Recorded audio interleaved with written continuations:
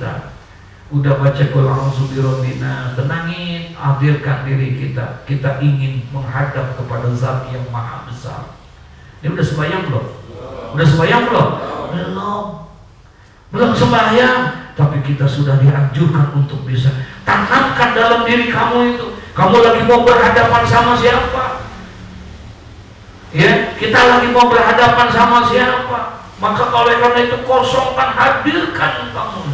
Wansur baina yaday man taquma wa man tunaji wastahi an tunajiya maulaka biqalbin ghafil. Masya Allah. Dan perhatikanlah di hadapan Zat yang engkau berdiri di depannya, dan zat yang engkau wa man tunaji, yang bermunajat kamu kepadanya. Masya Allah, berhadapan kita kepada Allah Subhanahu wa ta'ala, supaya tumbuh tuh kita sembahyang. Ya, makanya di kita itu nanti disuruh ibadahnya itu adalah seakan-akan kita melihat siapa?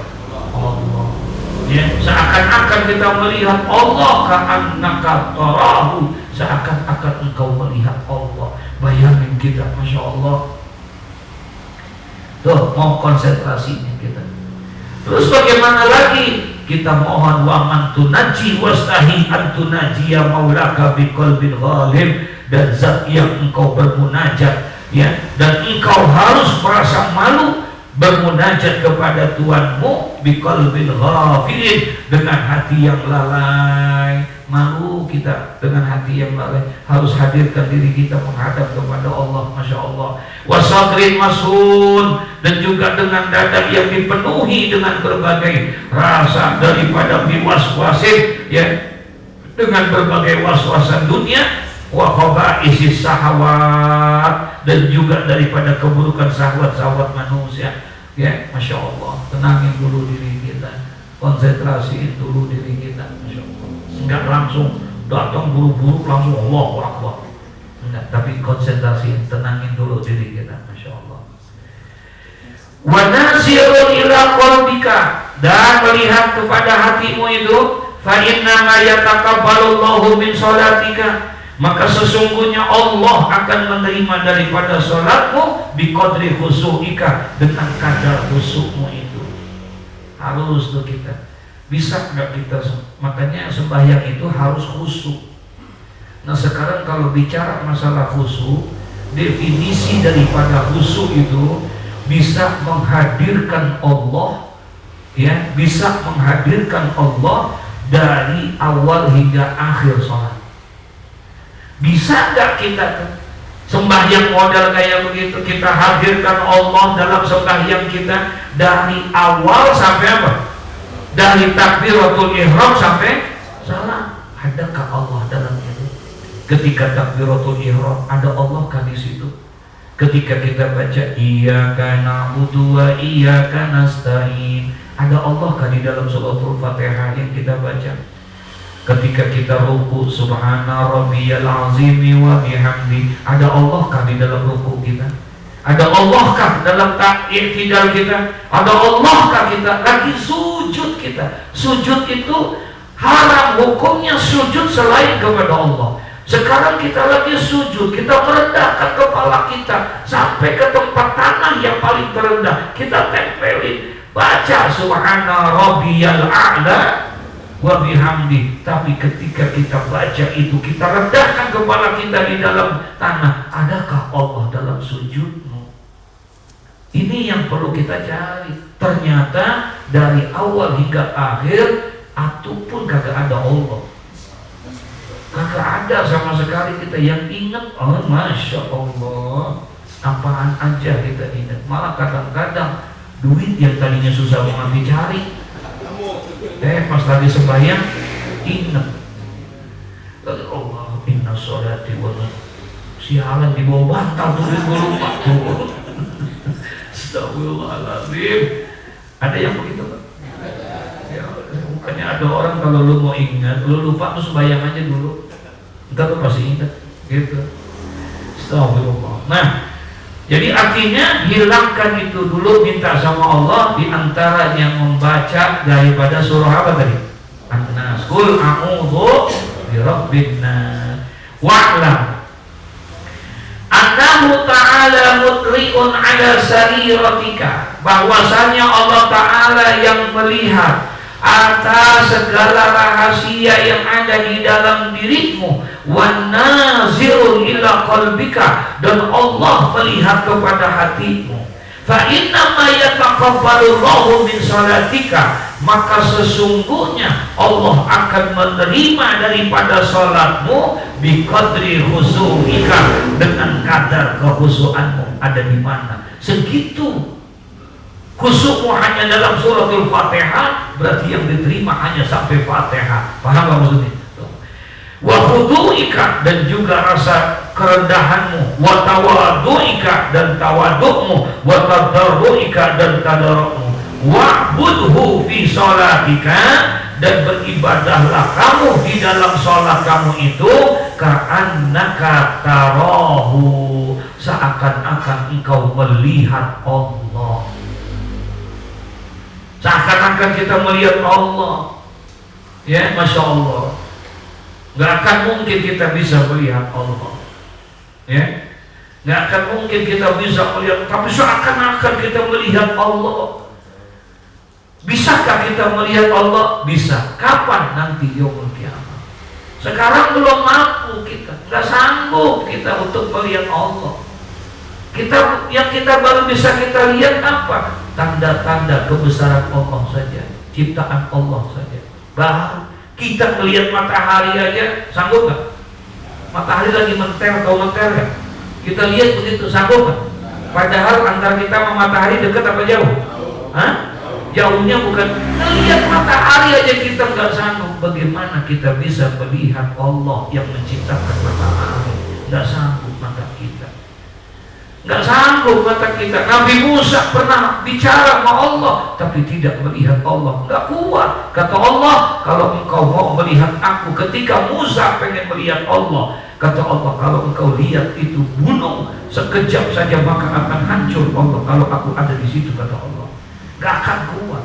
Satu-satunya makhluk, satu-satunya Nabi dan Rasul yang bisa melihat zat Allah adalah Nabi kita Muhammad Sallallahu Alaihi Wasallam. Ketika Nabi di Isra dan di Mi'rajkan, di situ Nabi bisa berjumpa dengan Allah. Makanya ketika turun dari Isra dan Mi'raj, berubah wajahnya. Nabi Musa lihat, Masya Allah, ada cahaya yang luar biasa ketika sudah bertemu dengan Allah. Kata Nabi Musa, kagum dia. Alasan Nabi Musa, Muhammad, kalau bahasa kita, engkau dapat apa dari Allah? Ada hadiah apa yang Allah berikan? Aku diperintahkan sholat oleh Allah untuk aku dan umatku. Sholat, iya. Berapa rakaat? 50 rakaat. Muhammad gak kuat.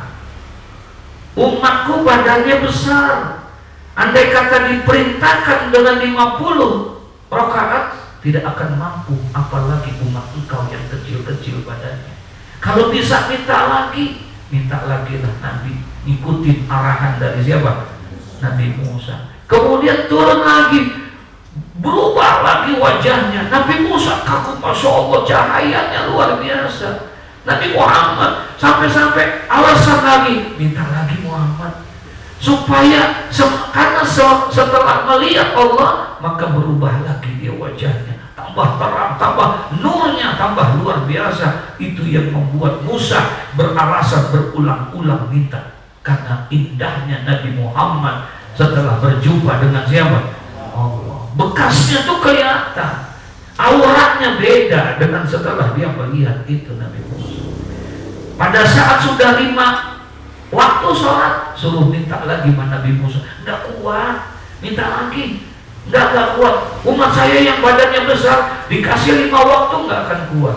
Makanya hanya 1 waktu ibadah sholatnya Nabi Musa, 1 waktu ibadahnya Nabi Sulaiman, 1 waktu hanya ibadahnya Nabi Adam, Nabi Idris. Semuanya hanya 1 waktu, 1 waktu. Disempurnakan sampai 5 kepada Nabi Muhammad. 5 kata Nabi Muhammad cukup dan Musa. Udah cukup. Allah udah janji, walaupun 5 tapi nilainya sama dengan 50 rakaat. 50 waktu. Jadi 1 sholat itu nilainya 10 kebaikan.